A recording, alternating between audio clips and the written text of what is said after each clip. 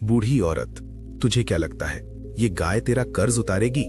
जब पैसा चाहिए होगा तब यही गाय तुझे रोटी लाकर देगी क्या? खुद के खाने को तो मुश्किल से जुटना होगा, फिर भी इस गाय के पीछे अपनी रोटियां बर्बाद कर रही हो। जब भगवान ही तुम्हें भूखा रहने दे रहे हैं तो क्यों इन जानवरों के भरोसे चमत्कार की उम्मीद कर रही हो? कुछ लोग हंसने लगे, कुछ सिर झुकाकर चले गए, लेकिन गोमती मुस्कुराई और शांत स्वर में बोली, जब समय आएगा तो यही गाय सबका हरण चकाएगी। सूरज की पहली किरण जैसे ही गांव के मंदिर की सीढ़ियों पर पड़ती, गोमती अपने कांपते हाथों से गाय को रोटी खिलाने पहुंच जाती। वो गांव में अकेली रहती थी। उसका बेटा शहर में नौकरी करता था और कभी कभार ही पैसे भेजता था। फिर भी अपनी छोटी सी पेंशन और खेती से मिले अन्न से वो रोज गाय की सेवा करती। कुछ लोग उसकी श्रद्धा का सम्मान करते तो कुछ मजाक उड़ाते, खासकर महाजन हरिराम जो इसे व्यर्थ मानता था। वो अक्सर कहता, गाय को रोटी खिलाने से कोई चमत्कार नहीं होगा, लेकिन गोमती बस मुस्कुरा देती। इधर गांव में अजीब घटनाएं होने लगी। कुएं का पानी सूखने लगा, फसलें खराब हो रही थीं, जानवर बीमार पड़ रहे थे। मंदिर के पुजारी चिंतित थे, पर महाजन ने इसे अंधविश्वास कहकर टाल दिया। फिर एक रात गांव में सनसनी फैल गई। मंदिर की सीढ़ियों पर एक विशाल सांप आकर बैठ गया। लोग भयभीत हो गए, लेकिन कोई उसे हटाने की हिम्मत नहीं कर रहा था। अगली सुबह ये खबर पूरे गांव में फैल गई। कुछ इसे दैवीय संकेत मान रहे थे तो कुछ साधारण घटना। मगर महाजन हरिराम ने गुस्से में कहा, यह सब बकवास है, इसे भगाने के लिए किसी को बुलाओ। तभी लोगों ने देखा कि वही गाय जिसे गोमती रोज रोटी खिलाती थी, सांप के पास जा खड़ी हुई। हैरानी की बात यह थी कि सांप बिना किसी को नुकसान पहुंचाए वहां से चला गया। गांव वाले ये देखकर चकित रह गए। महाजन हरिराम, जो अब तक इसे अंधविश्वास मान था, अवाक खड़ा था। तभी भीड़ में से एक साधु आगे आए। उन्होंने हरिराम से कहा, गाय माता है, वो अपने बच्चों की रक्षा नहीं करेगी तो कौन करेगा? साधु की बात सुनकर हरिराम और गांव वाले सोचने लगे। फिर महाजन बोला, हे महर्षि, कृपया हमें विस्तार से समझाइए। साधु मुस्कुराए और बोले, मैं आप सबको गाय माता की एक महत्वपूर्ण कथा सुनाता हूँ। ये कहकर साधु ने कथा प्रारंभ की। गाय की सेवा करने, उसे रोटी खिलाने से अद्भुत फल प्राप्त होते हैं। इसके विभिन्न अंग का स्पर्श करने से रोग नष्ट होते हैं और उसे प्रणाम करने से अपार पुण्य की प्राप्ति होती है। गाय की कृपा से मनुष्य के जीवन में सुख समृद्धि आती है। महर्षि आगे कहते हैं, एक बार देवर्षि नारद भगवान श्री कृष्ण से मिलने द्वारका पहुंचे। उन्होंने भगवान को प्रणाम किया। श्री कृष्ण प्रसन्न होकर बोले, हे देवर्षि, आपका स्वागत है। आज द्वारका आगमन का क्या कारण है? नारद जी मुस्कुराकर बोले, प्रभु, आप तो सर्वज्ञ हैं, फिर भी यदि अनुमति दें तो मैं एक जिज्ञासा प्रकट करूं। भगवान श्री कृष्ण बोले, निसंकोच पूछिए। तब नारद जी बोले, प्रभु, पृथ्वी पर विचरण करते हुए मैंने एक विचित्र दृश्य देखा। कुछ लोग गायों की पूजा कर रहे थे, जबकि कुछ निर्दयी लोग उन पर अत्याचार कर रहे थे। ये देखकर मेरा हृदय व्यथित हुआ। मुझे ये जानने की जिज्ञासा है कि जो मनुष्य गाय की सेवा करता है उसे क्या फल प्राप्त होता है, और जो पापी उन पर अत्याचार करता है उसका क्या परिणाम होता है।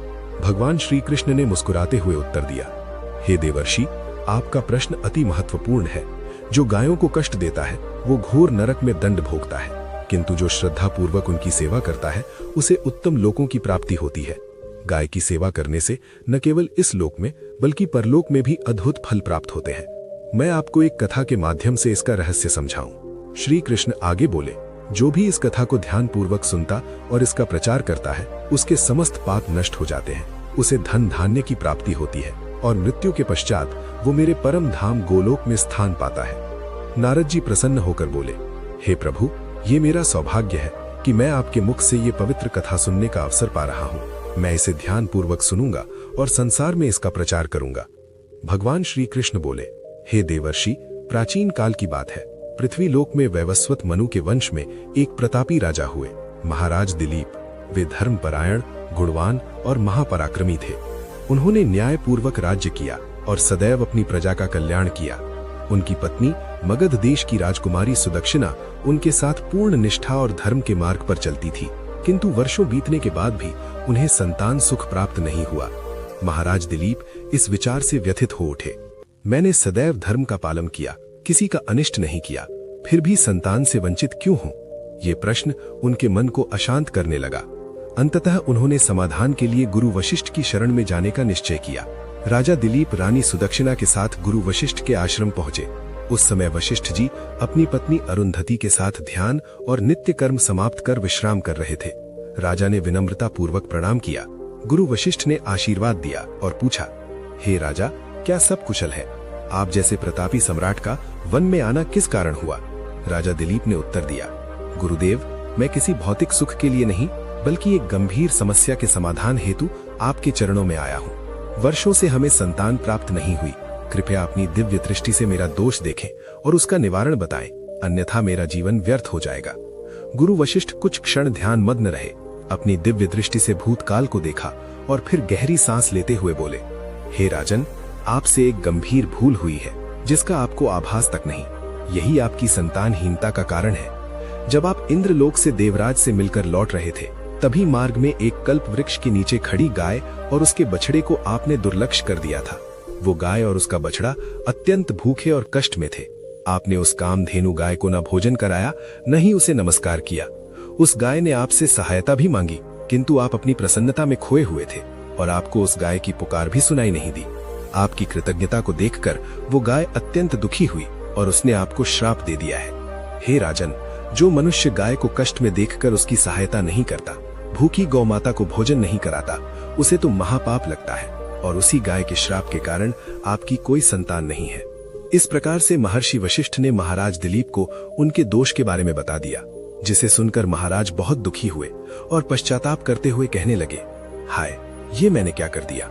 मुझ पर धिक्कार है। मेरी ही मूर्खता के कारण एक गाय को और उसके कोमल बछड़े को इतना दुख सहन करना पड़ा। मुझे तो अब राजा बने रहने का भी अधिकार नहीं है। महाराज महर्षि वशिष्ठ से कहते हैं, हे गुरुदेव, मैं अपनी इस भूल को सुधारना चाहता हूँ। कृपया आप ही मुझे कोई उपाय बताइए जिससे मैं इस घोर पाप से मुक्ति पा सकूं। मेरा अपराध क्षमा के योग्य नहीं है, किंतु फिर भी मैं प्रायश्चित करना चाहता हूँ। फिर महर्षि वशिष्ठ कहने लगते हैं, हे राजन, आप दुखी ना हो। इस दोष से मुक्ति का उपाय अवश्य है। आप मेरे आश्रम की नंदिनी नाम की गाय की सेवा करो। वो उसी कामधेनु गाय की पुत्री है जिसकी आपने सहायता नहीं की थी। अपनी पत्नी के साथ मिलकर तुम इस गाय की सेवा करो, इसकी आराधना करो, ये तुम्हें अवश्य पुत्र प्रदान करेगी। तभी वो नंदिनी गाय बाहर से उस आश्रम में प्रवेश करती है। उस गाय को देखकर महर्षि वशिष्ठ बोलते हैं, हे राजन, देखिए, केवल स्मरण करने मात्र से ही कल्याण करने वाली ये नंदिनी गाय स्वयं चलकर आई है। आप भाग्यशाली हैं। ये गाय निश्चित ही आपके दुख दूर करेगी। आप वन में इस नंदिनी गाय के पीछे पीछे चलकर इसकी सेवा करो। जंगल में रहने वाले हिंस पशुओं से इसकी रक्षा करो और आश्रम में लौट आने पर रानी सुदक्षिणा की सेवा करें। इससे प्रसन्न होकर ये गाय तुम्हें निश्चित ही पुत्र प्रदान करेगी। फिर महाराज दिलीप ने ऐसा ही करने का वचन दिया और फिर दूसरे दिन सुबह महारानी ने गाय की पूजा की और महाराज उस गाय को चराने के लिए वन में लेकर गई। जब वो गाय चलने लगती तो महाराज उसके पीछे पीछे चलते, इधर उधर से हरी हरी घास लाकर उस गाय को खिलाने लगते। जब वो गाय किसी वृक्ष के नीचे बैठती तो महाराज भी उसके साथ बैठकर विश्राम करते। महाराज उस गाय के शरीर से डांस और मच्छरों को हटाते और अपने हाथों से उसके मस्तक को सहलाते। इस प्रकार से महाराज उस गाय की सेवा में लगे रहे। जब शाम हुई तो महाराज उस गाय के साथ आश्रम में लौट आए। आश्रम में पहुंचते ही उस गाय ने अपने खुरों से महाराज पर धूल उड़ाई, जिससे महाराज का शरीर पवित्र हो गया और उनके सभी पाप नष्ट हो गए। फिर महारानी सुदक्षिणा ने आगे आकर नंदिनी की अगवानी की और विधि पूर्वक उस गाय का पूजन किया तथा बारंबार उसके चरणों में मस्तक झुकाया। फिर उस गाय ने उस रानी की पूजा को स्वीकार किया और रानी पर अपनी दृष्टि डालकर उसके सभी दोष समाप्त कर दिए। गाय की दृष्टि पड़ते ही रानी अत्यंत पवित्र हो गई। इस प्रकार से महाराज दिलीप को उस नंदिनी गाय की सेवा करते हुए 20 दिन बीत गए। फिर 21वें दिन जब महाराज गाय को लेकर वन चले गए तो वो गाय चढ़ते चढ़ते हिमालय पर्वत पर चली गई और महाराज भी उसके पीछे पीछे चले गए।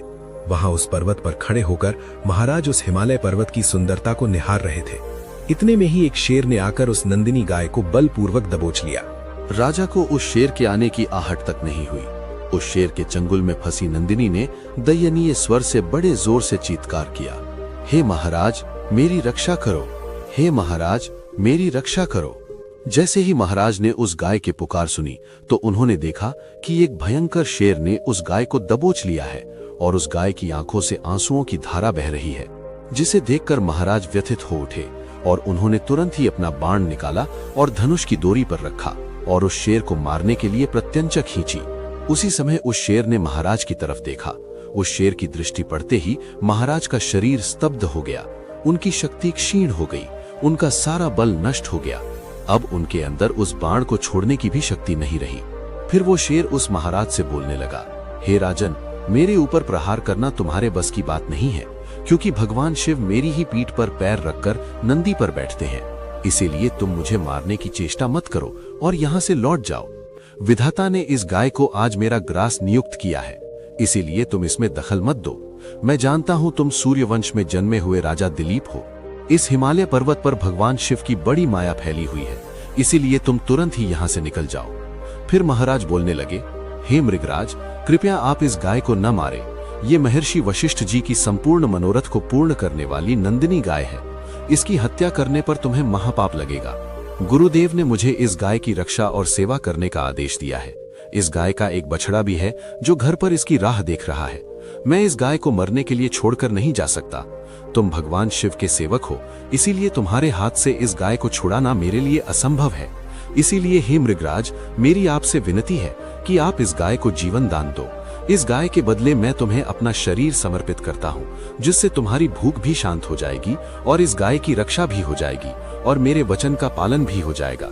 साथ ही गौ रक्षा के लिए प्राण त्यागने से मुझे उत्तम गति की प्राप्ति होगी। इतना कहकर महाराज उस शेर के सामने हाथ जोड़कर बैठ गए और आंखें बंद की। फिर अचानक से उस राजा के कानों में स्वर पड़े, बेटा उठो, मैं तुम्हारी सेवा से अत्यंत प्रसन्न हूँ। ये सुनकर महाराज उठ खड़े हुए और उन्होंने अपने सामने उस गाय को देखा और वो शेर कहीं दिखाई नहीं दे रहा था। तब वो नंदिनी गाय राजा दिलीप से कहने लगी, हे राजन, मैंने ही अपनी माया से शेर का रूप उत्पन्न करके तुम्हारी परीक्षा ली है। यमराज भी मुझे पकड़ने का विचार नहीं कर सकते। मेरी रक्षा के लिए तुम अपने प्राण देने के लिए तैयार थे, इसीलिए मैं तुम पर बहुत प्रसन्न हूँ। अब तुम मुझे वरदान मांगो, जो तुम्हारी मनोकामना है वो कहो, मैं अवश्य पूर्ण करूंगी। महाराज दिलीप कहते हैं, हे गौ माता, मेरे मन में जो इच्छा है आप वो अवश्य जानती होंगी। कृपया मुझे पुत्र प्रदान कीजिए, मेरी यही कामना है। फिर उस नंदिनी गाय ने कहा, हे बेटा, तुम पत्ते के द्रोण में मेरा दूध लेकर उसका पान करो, इससे तुम्हें अत्यंत बुद्धिमान और गुणवान पुत्र की प्राप्ति होगी। महाराज दिलीप कहने लगे, हे माता, इस समय पर मैं आपके मधुर वचन सुनकर ही तृप्त हो चुका हूँ। अब आप मेरे साथ आश्रम पर चलिए और मैं आपकी पूजा आराधना करके तथा मेरे अनुष्ठान को पूरा करके आपके अमृत समान दूध का पान करता हूँ। उसके बाद महाराज दिलीप उस गाय को लेकर आश्रम चले गए। आश्रम में पहुंचने पर महारानी सुदक्षिणा इस गाय का पूजन किया। तब उस गाय ने कहा, हे महारानी, आप मेरी पीठ को स्पर्श करें, इससे आपको अत्यंत गुणवान, बलवान और विद्वान पुत्र की प्राप्ति होगी। फिर महारानी ने गाय की पीठ को स्पर्श किया। महाराज और महारानी ने उस गाय की विधिवत पूजा आराधना की और उनके अमृत के समान दूध को प्रसाद समझकर ग्रहण किया। उन दोनों की प्रसन्नता देखकर महर्षि वशिष्ठ कहने लगे, हे राजन, अब ये गाय तुम दोनों पर प्रसन्न है, तुम्हारी मनोकामना अवश्य पूर्ण होगी। जो भी मनुष्य गाय की सेवा करता है, उसे भोजन कराता है, उसकी प्रदक्षिणा करता है, उसके सभी मनोरथ सफल होते हैं। जो भी गाय की रक्षा करता है, उसकी कभी दुर्गति नहीं होती है। मृत्यु के बाद वो गोलोक में जाता है और भगवान श्री कृष्ण के साक्षात दर्शन करने का सौभाग्य उसे प्राप्त होता है। फिर भगवान श्री कृष्ण कहते हैं, हे देवर्षि, इस प्रकार से महाराज दिलीप द्वारा गाय की सेवा करने से उन्हें एक पुत्र की प्राप्ति हुई, जिसका नाम रघु रखा गया, जिसके नाम से इस पृथ्वी पर सूर्यवंश की ख्याति हुई और बाद में उसका वंश रघुवंश नाम से प्रसिद्ध हुआ। अब साधु ने कहा, आप सभी भी नित्य गाय की सेवा करें, रोज गाय को रोटी खिलाएं, गाय की रक्षा करें। गांव वालों को समझ आ गया कि गोमती की श्रद्धा और सेवा के कारण ही ये सभी सकारात्मक बदलाव हुए हैं। महाजन हरिराम, जो अब तक इसका मजाक उड़ाता था, सबसे पहले गोमती के पास आया और हाथ जोड़कर बोला, मुझे माफ कर दो, मैं नहीं जानता था कि ये सेवा इतनी शक्तिशाली हो सकती है। अब गांव के लोग भी गोमती की तरह गाय माता को रोटी खिलाने लगे और जल्द ही उन्होंने इसके 8 अद्भुत फायदे महसूस किए। गाय के साथ जुड़े 8 लाभों को इस प्रकार समझा जा सकता है। पहला फायदा, गाय का दूध शुद्ध और पौष्टिक माना जाता है। इसके सेवन से शरीर में ऊर्जा बनी रहती है और विभिन्न रोगों से बचाव होता है। इसे श्रद्धा पूर्वक पीने से शरीर स्वस्थ रहता है। दूसरा फायदा, गाय के शरीर के खास अंग जैसे कुबड़ को छूने से शारीरिक और मानसिक दोष दूर हो सकते हैं। ये एक धार्मिक क्रिया मानी जाती है जो व्यक्ति को मानसिक शांति और सकारात्मकता देती है। तीसरा फायदा, गाय का दान अत्यंत पुण्यकारी माना जाता है। ये दान करने से व्यक्ति के सभी पाप नष्ट हो जाते हैं और वो पुण्य के भागी बनता है। साथ ही इसे वैतरणी नदी के पार जाने के समान माना जाता है, जो जीवन की कठिनाइयों से मुक्ति का प्रतीक है। चौथा फायदा, जो महिलाएं गाय को रोज रोटी खिलाती हैं, उनके जीवन में सौभाग्य आता है। ये कार्य शुभ माना जाता है और इससे घर में सुख शांति बनी रहती है। पांचवा फायदा, गाय का संरक्षण, पूजन और उसे भोजन कराना अत्यंत पुण्यकारी होता है। इससे व्यक्ति को ऐश्वर्य और सुख समृद्धि मिलती है और दरिद्रता समाप्त हो जाती है। छठा फायदा, गाय को पूजने से सभी प्रकार के पाप नष्ट हो जाते हैं। ये एक धार्मिक विश्वास है कि गाय की पूजा से आत्मा को शुद्धि मिलती है और पापों का प्रक्षालन होता है। सातवां फायदा, गाय की पूजा से व्यक्ति की इच्छा शक्ति और मनोकामनाएं पूरी होती हैं। गाय को शुभ और पुण्य के रूप में देखा जाता है, जिसके कारण ये सभी मनोरथ को पूर्ण करने का कार्य करती है। आठवां फायदा, गाय की सेवा करने से व्यक्ति की दरिद्रता दूर हो जाती है। ये विश्वास किया जाता है कि गाय की पूजा और देखभाल से जीवन में समृद्धि और खुशहाली आती है। दोस्तों, आपको ये कथा कैसी लगी कमेंट कर जरूर बताएं। जानकारी अच्छी लगी तो वीडियो को लाइक करें, कमेंट में जय गौ माता जरूर लिखें। साथ ही चैनल गॉड इंस्पायर्ड को सब्सक्राइब करें। आप सभी का धन्यवाद। बड़ी मछली तालाब में छोटी मछलियों को फलते फूलते देखकर भयभीत होकर उन्हें निगलने की कोशिश करती है। वैसे ही मनुष्य दूसरों की प्रगति देखकर उन्हें पीछे खींचने का प्रयास करता है। इंसान अपनी सफलता से जितना प्रसन्न नहीं होता, उससे अधिक वो दूसरों की तरक्की देखकर बेचैन हो जाता है। एक विद्वान ने ठीक ही कहा है कि मनुष्य अपने दुख से उतना परेशान नहीं होता जितना वो दूसरों के सुख से व्यथित होता है। इसी जलन के कारण दोस्तों, आज की कथा बहुत ही हृदय स्पर्शी है। इसमें हम जानेंगे कि गौ माता ने इंसान के कौन से पापों को उसकी गरीबी और दुख का कारण बताया है। साथ ही ये भी जानेंगे कि वे कौन से 3 लोग हैं जिनकी वजह से घर में हमेशा कष्ट और अशांति बनी रहती है। जिस घर में इन 3 लोगों का वास होता है, वहां मां लक्ष्मी का कभी प्रवेश नहीं होता। एक समय की बात है जब एक महान साधु अपने आश्रम में ध्यान मग्न थे। उनके शिष्य भी पास में बैठकर उनकी संगति का लाभ ले रहे थे। शांत और पवित्र वातावरण था और साधु महाराज गहन ध्यान में लीन थे। तभी उनके शिष्य ने निवेदन किया, गुरुदेव, हमें बहुत समय हो गया है आश्रम में रहते हुए। मेरा मन कहता है कि आज हमें बाहर जाकर संसार का हाल जानना चाहिए और लोगों के जीवन को करीब से देखना चाहिए। साधु ने मुस्कुराते हुए कहा, भंते, तुमने ठीक कहा। आज हमें संसार में जाकर देखना चाहिए कि लोग कैसे जीवन व्यतीत कर रहे हैं। ये अनुभव ज्ञान में वृद्धि करेगा। ये कहकर साधु और उनके शिष्य आश्रम से बाहर निकले और चलते चलते एक सुंदर बगीचे में पहुंचे। वहां एक विशाल वृक्ष की छाया में बैठकर उन्होंने विश्राम किया। चारों ओर हरियाली फैली हुई थी और बगीचे में कई गाय घास चर रही थी। तभी उनमें से एक गाय साधु के पास आकर खड़ी हो गई। गाय ने सिर झुकाकर साधु का अभिवादन किया और विनम्रता से बोली, हे महात्मा, आपके दर्शन से ये स्थान पवित्र हो गया है। क्या मैं आपकी किसी प्रकार से सेवा कर सकती हूँ? साधु ने गाय की विनम्रता देखकर आशीर्वाद दिया और बोले, हे माता, हम यहाँ केवल विश्राम के लिए आए हैं। तुम निस्संदेह इस बगीचे की शोभा हो और तुम्हारी उपस्थिति ही हमारे लिए सेवा के समान है। गाय ने प्रसन्न होकर साधु और उनके शिष्य को अपना आभार प्रकट किया। इसके बाद साधु और उनके शिष्य ने बगीचे में विचरण करते हुए प्रकृति का आनंद और लोगों के जीवन को करीब से देखकर कई बातें सीखी। हे महात्मा, मेरे मन में एक प्रश्न है जिसका उत्तर मुझे अब तक किसी भी ज्ञानी से नहीं मिल सका। कृपया मेरे इस प्रश्न का उत्तर दें। साधु ने मुस्कुराते हुए कहा, पूछो गौ माता, तुम्हारे मन में क्या प्रश्न है? गौ माता ने कहा, हे गुरुदेव, मनुष्य को किस पाप के कारण गरीबी का सामना करना पड़ता है और वे 3 लोग कौन हैं जिनके प्रभाव से घर का सर्वनाश हो जाता है? क्या मनुष्य केवल अपने भाग के कारण अमीरी या गरीबी पाता है? साधु ने उत्तर दिया, गौ माता, आपका प्रश्न अत्यंत महत्वपूर्ण है। ये पूर्ण सत्य नहीं है कि केवल भाग्य ही मनुष्य की गरीबी और अमीरी का कारण होता है। इसके पीछे कुछ अन्य कारण भी होते हैं। गौ माता ने कहा, हे गुरुदेव, कृपया इसे विस्तार से समझाएं। साधु ने कहा, वत्स, मैं तुम्हारे इस प्रश्न का उत्तर एक कथा के माध्यम से दूंगा जिससे तुम्हें सब कुछ स्पष्ट हो जाएगा। सुनो, ये प्राचीन काल की बात है। अवंतीपुर नामक एक नगर था जहां एक परोपकारी और विनम्र स्वभाव वाला व्यापारी रहता था। उसके 2 बेटे थे जो अपने पिता की तरह ही ईमानदार और दयालु थे। व्यापारी अपने दोनों बेटों के साथ परिवार में सुख शांति से जीवन व्यतीत कर रहा था। व्यापारी ने अपने दोनों बेटों का विवाह धूमधाम से कर दिया था। उसकी दोनों बहुएं बेहद समर्पित थीं और घर के सभी कार्यों को मिलजुल कर पूरे उत्साह के साथ करती थीं।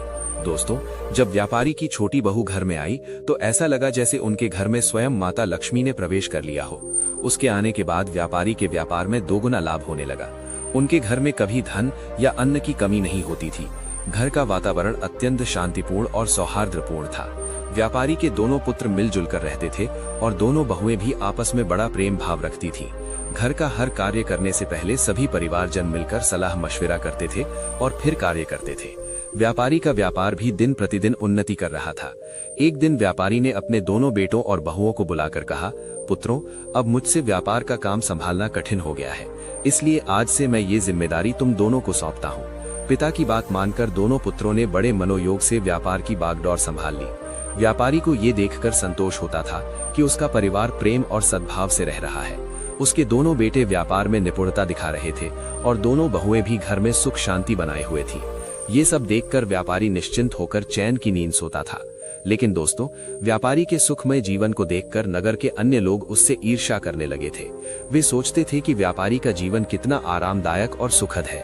व्यापार दिन ब दिन बढ़ रहा है और उसके परिवार में कोई झगड़ा या परेशानी नहीं है।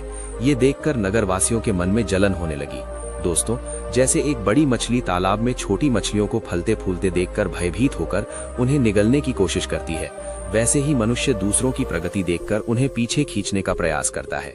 इंसान अपनी सफलता से जितना प्रसन्न नहीं होता, उससे अधिक वो दूसरों की तरक्की देखकर बेचैन हो जाता है।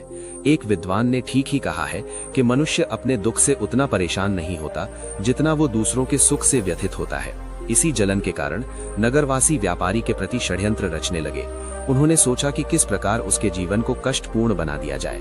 नगर के कुछ लोग व्यापारी के कुल पुरोहित के पास गए और बोले, हे पुरोहित जी, आप यहाँ अभाव में जीवन व्यतीत कर रहे हैं, जबकि आपका जजमान ऐश्वर्य और वैभव से परिपूर्ण जीवन बिता रहा है। वो अपनी बहुओं के हाथ का स्वादिष्ट भोजन कर रहा है और सुख संपत्ति का आनंद ले रहा है। पुरोहित ने कहा, आप लोग ये सब क्यों कह रहे हैं? आपकी बात का अभिप्राय क्या है? तब नगरवासियों ने बताया, पुरोहित जी, याद कीजिए, व्यापारी ने आपको आखिरी बार अपने घर कब बुलाया था? अगर वो आपको यज्ञ और पूजा के लिए नहीं बुलाएगा तो आपकी आय कैसे होगी? आपको दान दक्षिणा कैसे मिलेगी? यदि ये स्थिति बनी रही तो आप और आपके परिवार को भूखा रहना पड़ेगा। पुरोहित ने ये बात सुनकर सोचा, ये तो सच है। व्यापारी ने बहुत समय से मुझे अपने घर आमंत्रित नहीं किया है। उसका जीवन सुखमय है, लेकिन मेरा जीवन कठिनाई से गुजर रहा है। ये सोचकर पुरोहित भी बेचैन हो गया। नगरवासियों ने पुरोहित से कहा, अगर आप चाहते हैं कि आपका जीवन सुखद बने और आपको दान दक्षिणा मिले, तो आपको ऐसा उपाय करना होगा जिससे आपके यजमान के घर में कुछ कठिनाइयां आए। जब उसके घर में अशांति होगी, तभी वो आपसे समाधान मांगने आएगा और आपको हवन पूजन के लिए बुलाएगा। इतना कहकर नगरवासी पुरोहित को भड़काकर अपने अपने घर चले गए। नगरवासियों की बातों से प्रभावित होकर वो पुरोहित चिंता में डूब गया और सोचने लगा, अब मैं ऐसा क्या उपाय करूं जिससे व्यापारी के घर में कलह और उसके व्यापार में हानि होने लगे। तभी वो पुरोहित अपने गुरु के पास सलाह लेने गया और उनसे कहा, हे गुरुदेव, कृपया मेरी सहायता करें। यदि आप मेरी मदद नहीं करेंगे तो मेरा परिवार भूखा मर जाएगा। जैसे एक मछली का जीवन तालाब के पानी पर निर्भर करता है, वैसे ही पुरोहितों और पंडितों का जीवन उनके यजमान पर आधारित होता है। यदि यजमान के घर में कोई समस्या नहीं होगी और वे हमें पूजा पाठ के लिए नहीं बुलाएंगे, तो हमारा गुजारा कैसे होगा? हम धन कैसे अर्जित करेंगे? गुरु ने उसकी समस्या सुनकर कहा, हे शिष्य, चिंता मत करो, मुझे बताओ कि तुम्हारी समस्या क्या है, मैं अवश्य इसका समाधान करूंगा।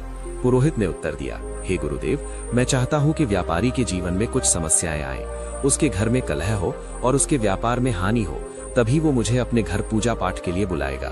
गुरु ने ध्यानपूर्वक सुनकर कहा, हे शिष्य, व्यापारी के सुखद जीवन का मुख्य कारण उसकी छोटी बहू है।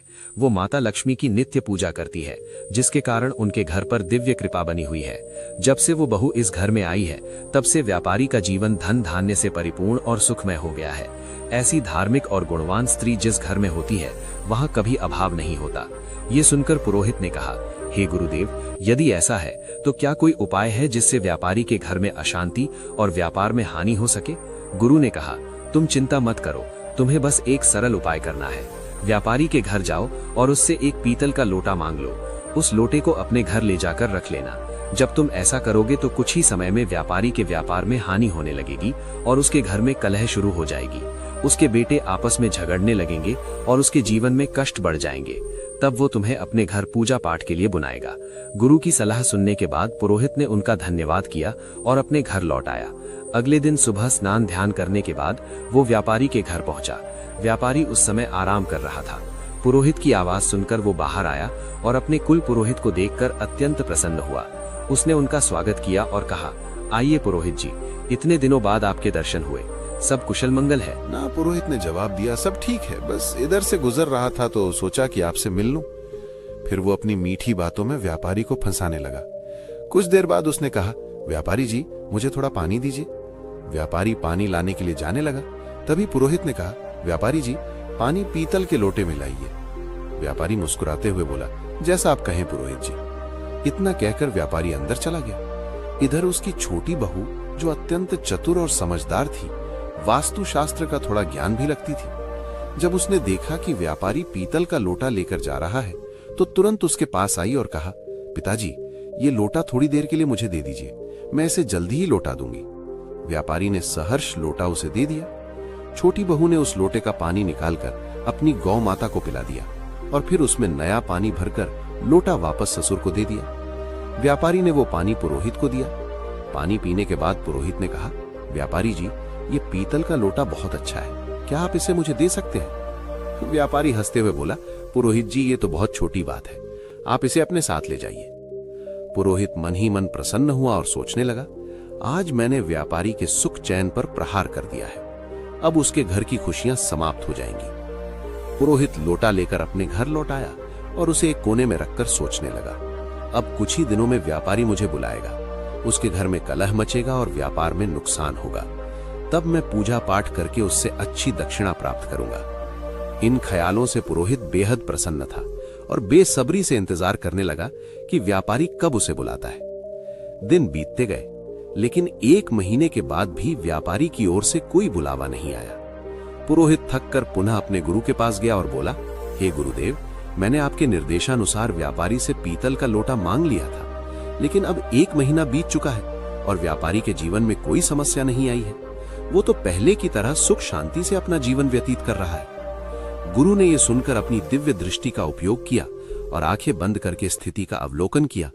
फिर उन्होंने कहा, हे शिष्य, मैंने पहले ही तुम्हें बताया था कि व्यापारी की छोटी बहू बहुत बुद्धिमान और चतुर है, उसे वास्तुशास्त्र का ज्ञान है। जब व्यापारी तुम्हारे लिए पानी लेकर आ रहा था, उसी समय उसकी छोटी बहू ने वो लोटा अपने ससुर से लिया और उस लोटे में से पानी गौ माता को पिला दिया। इसी कारण से व्यापारी के घर की सुख समृद्धि वहीं बनी रही और तुम्हारा षड्यंत्र विफल हो गया। गुरु ने आगे कहा, लेकिन चिंता मत करो, अब तुम व्यापारी के घर जाकर उसकी गौ माता मांग लो, क्योंकि गौ माता को मां लक्ष्मी का स्वरूप माना गया है। जिस घर में गौ माता का निवास होता है, वहां हमेशा सुख और समृद्धि रहती है। जैसे ही तुम व्यापारी की गौ माता को अपने घर लेकर आओगे, उसके घर में दुख और अशांति आने लगेगी। गुरु की बात सुनकर पुरोहित फिर से उत्साहित हो गया। उसने गुरु का धन्यवाद किया और घर लौटकर अगले दिन का इंतजार करने लगा। वो सोचने लगा, कल सुबह होते ही मैं व्यापारी के घर जाऊंगा और उसकी गौ माता मांग लूंगा, फिर देखता हूं कि व्यापारी कैसे सुखी रहता है। अगले दिन सुबह सुबह स्नान करने के बाद पुरोहित सीधे व्यापारी के घर पहुंच गया। व्यापारी ने दरवाजा खोला और अपने कुल पुरोहित को देखकर प्रसन्नता से उनका स्वागत किया। वो उन्हें अंदर लेकर गया और स्वादिष्ट भोजन परोसा। भोजन के बाद व्यापारी ने पूछा, पुरोहित जी, आज आपके आगमन का क्या कारण है? सब कुशल तो है? पुरोहित ने दुख भरे शब्दों में कहा, व्यापारी जी, इस समय मैं बहुत कठिनाई में हूं। मेरे घर की गौ माता ने दूध देना बंद कर दिया है और मेरे छोटे बच्चे को दूध की अत्यंत आवश्यकता है। उसकी उम्र ऐसी है कि बिना दूध के वो जीवित नहीं रह सकता। इसीलिए मैं आपसे मदद मांगने आया हूं। अगर आप मुझे अपनी गौ माता दे दें तो ये आपका बहुत बड़ा उपकार होगा। पुरोहित की करुणा भरी बातें सुनकर व्यापारी सोचने लगा, ये हमारे कुल पुरोहित हैं, इनकी सहायता करना एक पुण्य का कार्य होगा, गौदान से मुझे बड़ा फल मिलेगा। ऐसा विचार कर व्यापारी ने कहा, पुरोहित जी आप चिंता न करें, मैं आपको गौमाता दे देता हूं। व्यापारी गौमाता को लेने के लिए जाने लगा। जैसे ही वो गौमाता को लेकर पुरोहित की ओर बढ़ा, उसकी छोटी बहू तेजी से वहां आई और ससुर को रोकते हुए बोली, पिताजी ये गौमाता कहां ले जा रहे हैं? व्यापारी ने उत्तर दिया, बेटी हमारे कुल पुरोहित आए हैं, उनकी गौमाता ने दूध देना बंद कर दिया है, वे हमारी गौमाता मांग रहे हैं, इसीलिए मैं उन्हें देने जा रहा हूं। छोटी बहू ने समझदारी से जवाब दिया, पिताजी कृपया थोड़ी देर रुकें, मैं अभी आती हूं। वो अंदर गई और एक कटोरी में हल्दी और चंदन का रंग घोल कर लाई। उसने गौमाता की सींग पर वो रंग लगा दिया और शेष रंग को घर के मंदिर के पास रख दिया। फिर वो ससुर से बोली, पिताजी अब आप इस गौमाता को पुरोहित जी को दे सकते हैं। छोटी बहू की समझदारी ने व्यापारी के घर की समृद्धि को एक बार फिर सुरक्षित कर दिया। पुरोहित व्यापारी से गौ माता को लेकर अपने घर लौट आता है और उसे खुशी खुशी अपने आंगन में बांध देता है और सोचता है अब कुछ ही दिनों में व्यापारी को अपने घर की समस्याओं का सामना करना पड़ेगा और वो मुझे पूजा पाठ के लिए बुलाएगा। इस विचार से पुरोहित मन ही मन प्रसन्न होता है और व्यापारी के बुलावे का बेसब्री से इंतजार करने लगता है। लेकिन कई दिन बीतने के बाद भी व्यापारी की ओर से कोई संदेश नहीं आया। पुरोहित को यह असहज लगने लगा। आखिरकार वो दोबारा अपने गुरु के पास गया और बोला, हे गुरुदेव, मैंने आपके निर्देशानुसार व्यापारी की गौमाता अपने घर ले आई, लेकिन अब तक व्यापारी के जीवन में कोई कष्ट नहीं आया है। वो तो पहले से भी अधिक सुख शांति से अपना जीवन व्यतीत कर रहा है। गुरु ने ध्यान लगाकर अपनी दिव्य दृष्टि से सब कुछ देखा और कहा, हे शिष्य, मैंने पहले ही कहा था कि व्यापारी की छोटी बहू बहुत बुद्धिमान और चतुर है। उसे वास्तुशास्त्र का ज्ञान है। जब व्यापारी तुम्हारे लिए पानी लेकर आ रहा था, उसी समय उसकी छोटी बहू ने वो लोटा अपने ससुर से लिया और उस लोटे में से पानी गौमाता को पिला दिया। इसी कारण से व्यापारी के घर की सुख समृद्धि वहीं बनी रही और तुम्हारा षड्यंत्र विफल हो गया। गुरु ने आगे कहा, लेकिन चिंता मत करो, अब तुम व्यापारी के घर जाकर उसकी रंग की कटोरी मांग लो। उस रंग को अपने घर लाने के बाद ही तुम व्यापारी के सुख को समाप्त कर पाओगे। गुरु की बात सुनकर पुरोहित ने उनकी सलाह मान ली और व्यापारी के घर पहुंचा। उसने बहाने से व्यापारी से रंग से भरी कटोरी मांगी। व्यापारी उसकी बात मानकर कटोरी लेने अंदर गया। इधर व्यापारी की छोटी बहू पहले ही सतर्क थी। उसने उस कटोरी में रखे पुराने रंग को निकालकर उसमें नया रंग भर दिया। जब व्यापारी कटोरी लेकर बाहर आया तो उसने वही कटोरी पुरोहित को दे दी। पुरोहित रंग की कटोरी लेकर अपने घर लौट आया और खुश होकर सोचने लगा, अब तो व्यापारी का जीवन शीघ्र ही समस्याओं से भर जाएगा और वो मुझे बुलाने पर मजबूर हो जाएगा। लेकिन महीनों बीत गए और व्यापारी का जीवन पहले से भी अधिक सुखद और समृद्ध होता चला गया। थक हार कर पुरोहित फिर से अपने गुरु के पास गया और बोला, हे गुरुदेव, मैंने आपके कहे अनुसार रंग की कटोरी भी व्यापारी के घर से ले आया, लेकिन उसका जीवन पहले से भी अधिक सुखी हो गया है। ऐसा लगता है मेरे सारे प्रयास व्यर्थ हो गए हैं। गुरु ने अपनी दिव्य दृष्टि से फिर सब कुछ देखा और कहा, हे शिष्य, व्यापारी की छोटी बहू अत्यंत चतुर और दूरदर्शी है। उसने तुम्हारे इरादों को पहले ही समझ लिया था। उसने कटोरी में से वो रंग निकाल दिया था जो गौ माता को लगाया गया था। इसी कारण व्यापारी का सुख समृद्धि अब भी उसके पास बनी हुई है। जब तक वो छोटी बहू व्यापारी के घर में रहेगी, तब तक तुम व्यापारी का कुछ नहीं बिगाड़ सकते। अब तुम्हें किसी भी तरह से उस छोटी बहू को व्यापारी के घर से बाहर करना होगा, तभी व्यापारी के जीवन में कष्ट आएंगे। गुरु की ये बात पुरोहित की समझ में आ गई। उसने सोचा कि छोटी बहू को घर से निकालने के अलावा अब कोई और उपाय नहीं बचा है। वो घर लौटकर व्यापारी के परिवार में फूट डालने और छोटी बहू को घर से बाहर करने की योजना बनाने लगा। अगले दिन पुरोहित चिंतित मुद्रा में व्यापारी के घर पहुंचा। व्यापारी ने पुरोहित को चिंतित अवस्था में देखा तो पूछा, पुरोहित जी, क्या बात है? आप इतने परेशान क्यों हैं? पुरोहित ने गंभीर स्वर में कहा, व्यापारी जी, आपके घर पर बहुत बड़ा संकट मंडरा रहा है। यदि आपने जल्द इसका समाधान नहीं किया तो आपका सुखमय जीवन बर्बाद हो जाएगा। आपके बेटों को व्यापार में बड़ा नुकसान होगा और आपके परिवार पर विपत्ति का पहाड़ टूट पड़ेगा। व्यापारी ये सुनकर घबरा गया और चिंतित स्वर में बोला, पुरोहित जी, ये आप क्या कह रहे हैं? कृपया हमें इस संकट से बचने का उपाय बताइए। आप हमारे कुल पुरोहित हैं। जो भी आप कहेंगे हम अवश्य करेंगे। पुरोहित ने व्यापारी की घबराहट भांप ली और समझ गया कि वो अब उसके जाल में फंस चुका है। उसने कहा, इस संकट से बचने का एक ही उपाय है। पुरोहित ने व्यापारी से कहा, व्यापारी जी, आपकी छोटी बहू आपके परिवार के लिए एक बड़ा संकट बन चुकी है। जब तक वो इस घर में है, आपका और आपके परिवार का दुर्भाग्य दूर नहीं होगा। मैं तो यही सलाह दूंगा कि आप उसे तुरंत अपने घर से निकाल दें। पुरोहित की इन बातों पर व्यापारी को पहले तो विश्वास नहीं हुआ, लेकिन बार बार पुरोहित के जोर देने पर उसने उसकी बातों पर भरोसा करना शुरू कर दिया। व्यापारी ने कहा, पुरोहित जी, जैसा आप कह रहे हैं मैं वैसा ही करूंगा। आप बताइए कि मुझे अपनी बहू को कब घर से निकालना चाहिए? पुरोहित ने उत्तर दिया, व्यापारी जी, समय व्यर्थ मत कीजिए। जितना जल्दी हो सके उसे घर से निकाल दीजिए। ये कहकर पुरोहित मन ही मन प्रसन्न होता हुआ अपने घर लौट गया।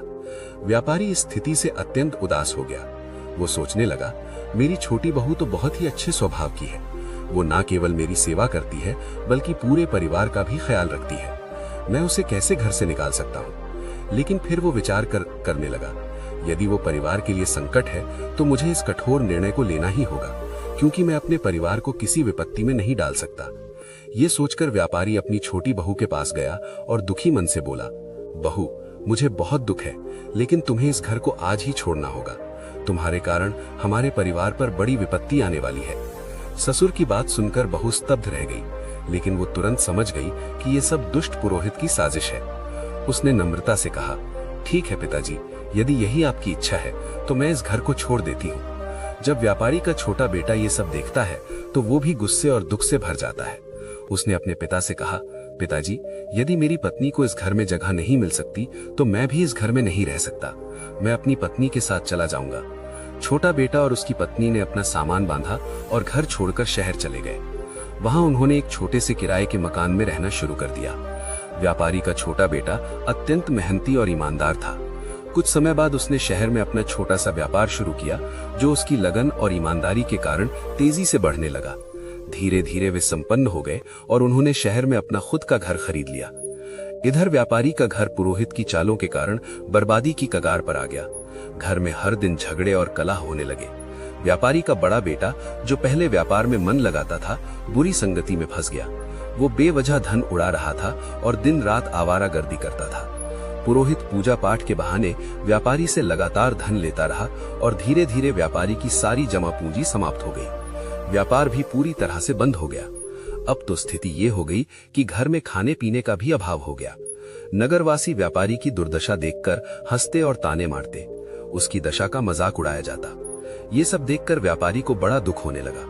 उसने सोचा, मेरी जिंदगी अब किसी काम की नहीं रही। आत्महत्या के अलावा मेरे पास और कोई रास्ता नहीं बचा। इस विचार के साथ वो उदास और रोता हुआ नदी की ओर बढ़ चला। लेकिन रास्ते में उसकी भेंट एक तेजस्वी संत से हुई। संत के मुख पर दिव्य तेज था, माथे पर चंदन का टीका और उनके लंबे केश उन्हें अद्वितीय बनाते थे।